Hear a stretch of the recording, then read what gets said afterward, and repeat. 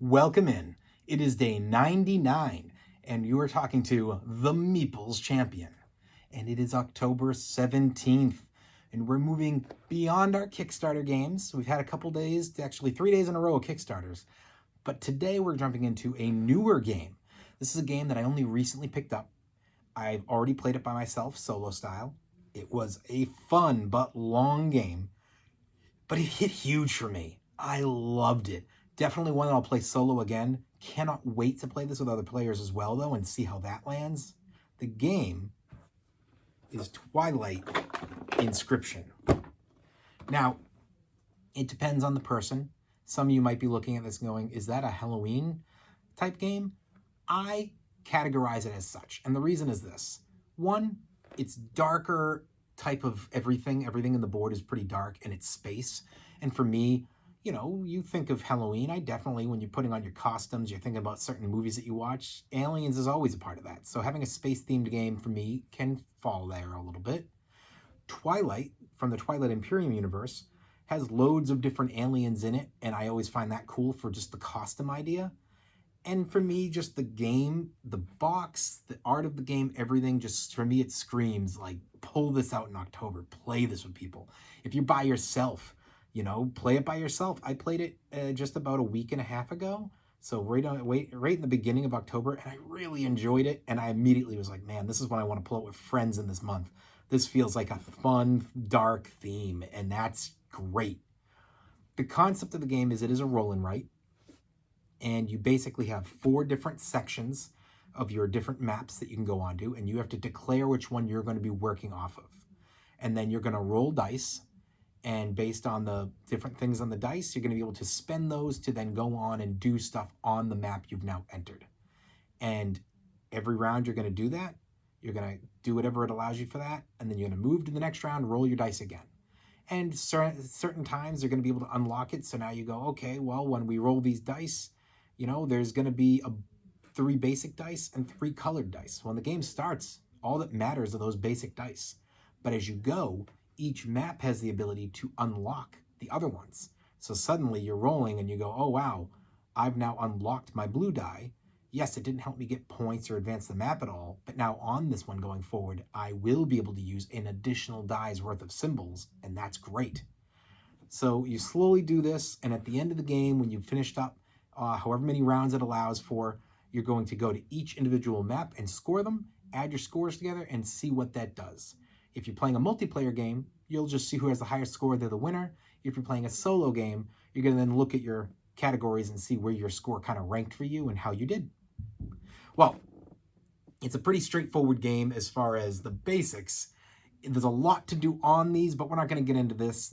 We're not playing a how to play here. We're doing a review. So I want to review it on our 7 categories and see where we really think about this game as we just got it recently. We only just played it recently. What are our initial thoughts, and how much are those going to change in a year if I review this again?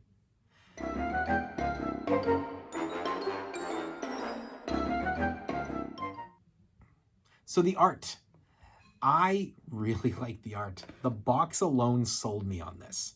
The maps inside, the dice, the look of everything. I really like this game. I think they did a visual masterpiece here, in my opinion. It's one of my favorite boxes and insides of a box I've ever seen.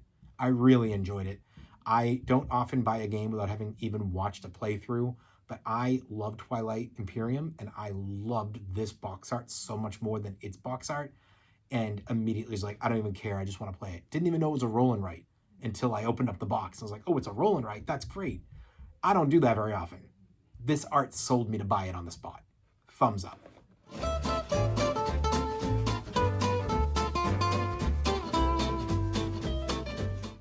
Your components. Now, your components are the maps that you're drawing on, which are really good. They are made so that they are plastic. They're not going to tear. They're not going to wear. You've got your dice, really big, nice dice. They're not going to break on you. And then you've got your pens. Now, this is the dry erase pens. Normally, I complain about the dry erase pens not writing. I'll give them a huge props on this. The dry erase pens write fantastic. The issue with them is actually the erasing. I found, so they have it in orange, and at first it was weird, and then I realized orange stands out very well on these maps, so it actually was a great choice in the color. But my bigger complaint was, when you go to clean it at the end, your eraser is covered in this orange stuff peeling up from it, from the ink that they use. And I literally played a solo game, and at the end of the solo game, it took 2 pens to get that up, and I was peeling it off of there, and it was tearing at the eraser. I don't know how they could have fixed this better. Maybe they need to put in a bunch of extra eraser heads, or they need to have a big eraser, or maybe this needs a spray before it, and they need to include a spray or tell you, like, hey, get a spray of water or something. But that was a bit of an annoyance to me. But in general, you're talking about one little piece that was a little annoyance at the end, and everything else was top tier. So I have to give it a thumbs up.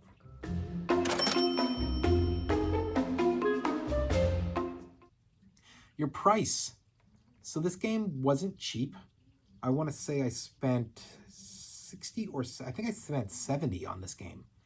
Now it's new, and we all know right now we are dealing with extremely high when you're talking about shipping prices. And for a new game, that means that this isn't like other games that could have already been out there. This is all being shipped right now, meaning that that's affected the pricing of new games a lot. So it is expensive, but it's available. It's in every board game store has it right now. Online has it right now. You may not find this at a Target, but you'll definitely find it at Barnes & Noble. And I think for its price, you're getting a legit awesome game inside. I think it's worth it. And I think we do have to slightly adjust what we think are the types of games we're going to invest in today because of that current setup of how badly the shipping pricing is affecting all of our games, especially new ones.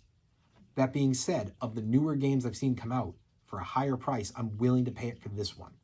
And I think that you're going to find a lot of you will buy it, be a little timid about getting it, and then say it was worth it. So I'm giving it a thumbs up on that price.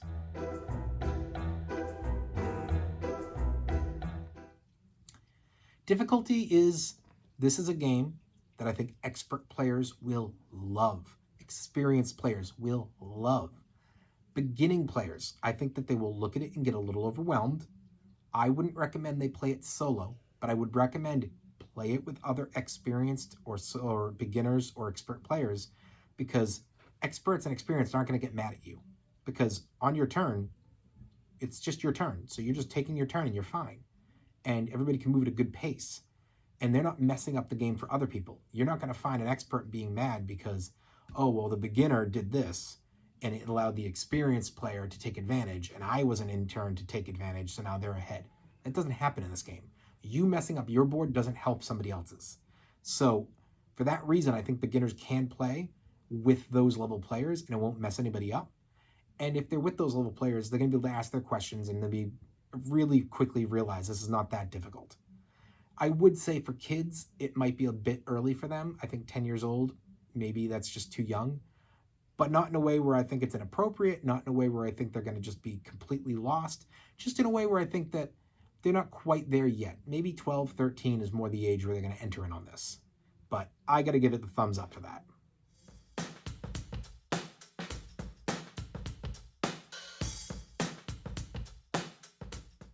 I do think this is replayable, but not in the same night. In the same night, this game took me for a solo play 2 to 2.5 hours, and it says on the box it's going to take you at least 90 to 120 minutes. So I think this is more of a, you're going to pull it out 3-4 times a year, maybe more than that if you're really into it. And especially, like for me, I feel like this is a game I could pull out 2 or 3 times in the fall season. So for me, that's its time frame. But I'm going to still pull this out other times of the year. I just feel like during this 3-month run, especially in the month of October, this is a game I want to pull out. So thumbs up.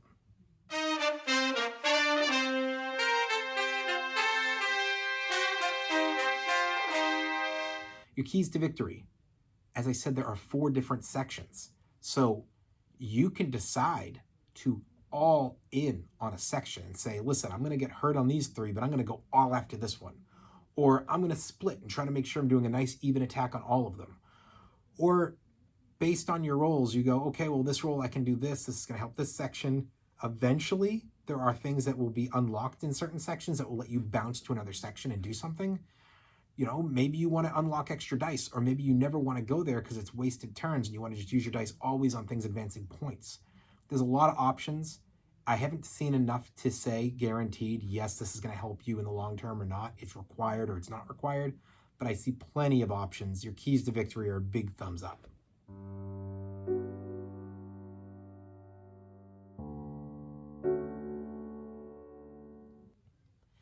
Is it unique? So there are two ways to judge that. There is the theme. You are doing Twilight Inscription, which is based off of Twilight Imperium. There is the game. You are doing a roll and write. So is this unique? It is so unique.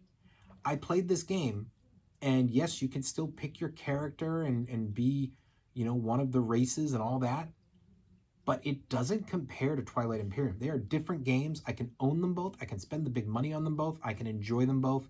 I could play these back to back. They are different games. And unlike all of my other roll and writes tend to be entry-level games. They tend to be easy. Most of my roll and writes don't even have theme to them. And if they do, it's very little theme. This game is definitely, if I had to rank it, well, I think a beginner player can play it. This is an experienced player game. This is the highest roll and write I've ever seen for its level of how much there is to do, how much planning ahead there is, how much the luck has to be mitigated by choosing how to use those dice early on to help you later on. This is extremely unique in both factors, and when you put them together, it's a high-level game with a high-level theme. Huge thumbs up. Great job. Overall, what do I think of this game? I love it.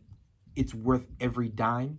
It's a fantastic addition to my collection. It's a game I cannot wait to play with friends in a bigger atmosphere and do a little bit more of a Halloween style like get together and have us all really get into the space theme for a night. I love it. I highly recommend that everybody plays it. And not everybody needs to own it, but definitely every group should have somebody in the group that has this game. It should always be an option for you to play. But that's just my opinion. Maybe you guys aren't into the space theme. Maybe this doesn't feel like a Halloween fit for you. Maybe you just don't like roll and writes. There's always, you know, mitigating factors for everybody, and you have to judge your factor on what you're into. Well, today has been day 99. We've been speaking about Twilight Inscription, and you've been speaking to the Meeples Champion. Like, share, subscribe, and check down below in the description where I'll be adding in an Amazon link in case you want to get this game for yourself. Until next time, I'll talk to you tomorrow.